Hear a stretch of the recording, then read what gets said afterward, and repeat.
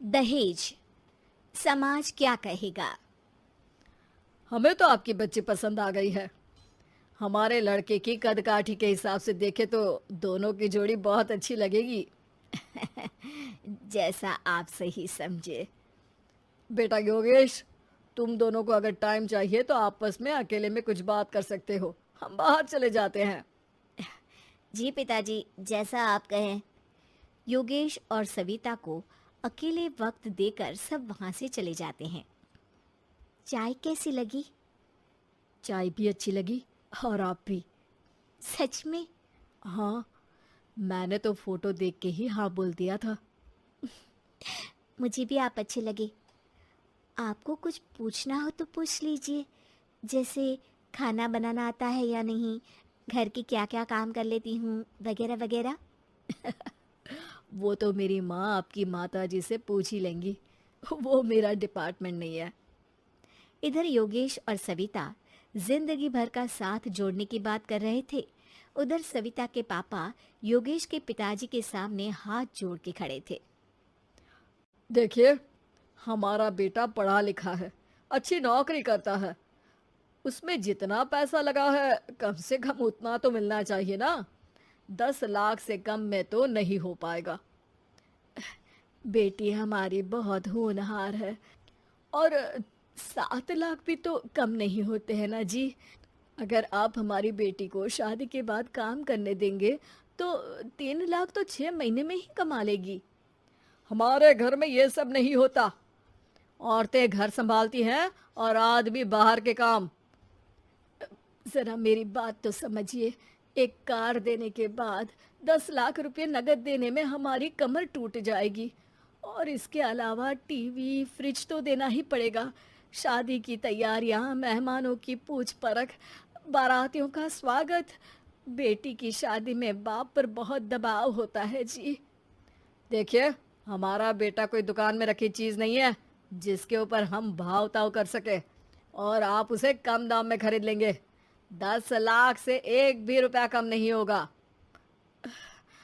ठीक है, जैसा आप कहे जी, पर आधा पैसा अभी और आधा कन्यादान के वक्त दे देंगे। अरे, इसमें भी किश्त मांग रहे हैं आप? हमने तो सोचा था कि अच्छा परिवार होगा आपका। अच्छा ही परिवार है देवनाथ जी, पर पैसों की थोड़ी तंगी है ना, वरना सब ठीक ही है हमारे परिवार में जी। देवनाथ वहां से अपने बेटे योगेश को लेकर चले जाते हैं और कुंडली मिलवाई जाती है। 36 में से 32 गुण मिलते हैं। जल्द ही शादी का मुहूर्त भी निकल आता है। अब कन्या को बुलाइए। आओ बेटी, यहाँ बैठो, योगेश की बाई और। मंत्रोच्चार शुरू करते हैं। मंगलम भगवान विष्णु मंगलम गरुड़ध्वजा मंगलम। सविता के पापा सविता और योगेश के बीच में जाकर बैठ जाते हैं। बेटी, तेरी माँ को यहाँ बैठना था, पर तेरी विदाई नहीं देखना चाहती होगी शायद, इसीलिए पहले ही चली गई। बाबा, हंसी खुशी का माहौल है। रोने का समय तो विदाई के वक्त होता है ना, तब ये इमोशनल अत्याचार कर लेना। अभी तो मुस्कुराइए, कैमरा आसपास ही है। तभी पीछे योगेश के पिताजी आ जाते हैं। अभी तक पैसे नहीं आए आपके यहाँ से? उठा लूं क्या बेटे को? आते ही होंगे। मैंने अपने छोटे भाई को व्यवस्था करने के लिए कह दिया था। अरे तो जल्दी कराइए ना, वरना देर हो जाएगी। समझ रहे हो ना आप? योगेश और सविता दोनों एक दूसरे की तरफ देखते हैं। सविता चाहती है कि योगेश कुछ बोले, पर योगेश अपना मुंह दूसरी तरफ फेर लेता है। पापा, कितने पैसे की बात की है आपने? अरे बेटी, तुझे इससे क्या मतलब? मेरी डील की है ना, तो मुझे तो पता ही होना चाहिए। कन्यादान की विधि शुरू करेंगे। तभी योगेश के पिता वापस वहां आ जाते हैं। पैसे देते हैं या बेटे को उठवा लूं? मैं आपके हाथ जोड़ता हूँ जी, थोड़ा सा इंतजार कर लीजिए। देवनाथ वहां से चले जाते हैं। तुम अपने पिताजी से कुछ कहते क्यों नहीं? उनके सामने कोई आवाज नहीं उठाता। ऐसा नहीं है, कोई तो उठाएगा ही। तभी वहां सविता के चाचा एक बैग लेकर आते हैं और सविता के पापा को देते हुए कहते हैं। 9 लाख ही हुए। आत्माराम इशारा करके योगेश के पिता को वहां बुलाते हैं। क्या? सिर्फ 9 लाख? बाकी 1 लाख कहाँ है? नहीं हो पाए जी, शादी के बाद कर देंगे। अरे आप बात से पलट रहे हैं। जल्दी से अभी के अभी पूरे पैसे लाइए, वरना बेटे को उठाऊं क्या? देखिए मैं आपके पाँव पड़ता हूँ। रुक जाइए पापा, रिश्ते हाथ पकड़कर जोड़े जाते हैं, पांव पकड़कर नहीं।